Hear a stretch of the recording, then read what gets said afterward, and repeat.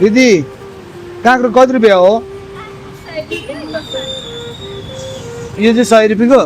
त्यो चाहिँ कति भन्नुभयो 60 रुपियाँको एक पिसको कति रुपियाँ पर्छ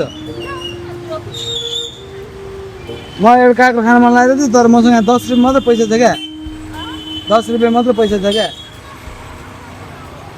आउँदैन त्यो त काँक्रो खान मन लागेको थियो 10 रुपियाँ मात्र रहेछ के गर्नु होला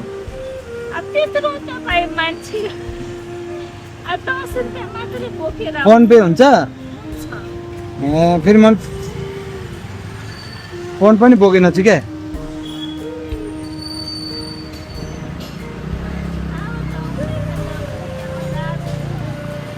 त्यस्तो त के खानु अलिअलि यो दिनु न आउँदैन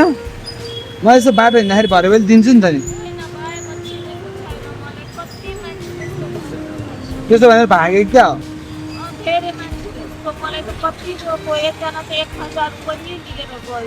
1000 लाग्यो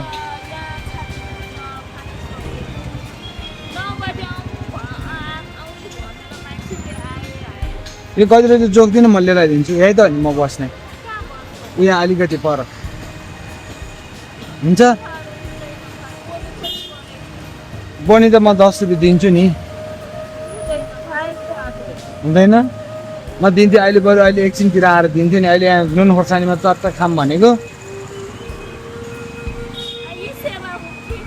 त्यही त मसँग फोनै रहन्छ कि फोनै बोकिन छु कि मैले त हिँडिहालेँ अनि यहाँ तपाईँको काँक्रो देखेर टिपेको मात्र हो हुँदैन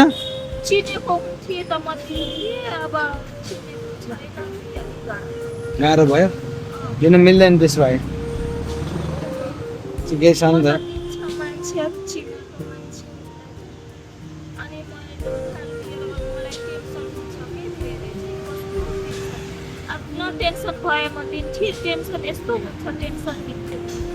टेन्सन त्यस्तो हुन्छ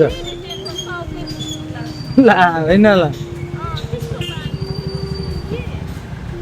एउटा काँक्रो झन् खाइदिउँ भनेको 10 रुपियाँ पैसा त्यो दिएर खान्छु भनेको त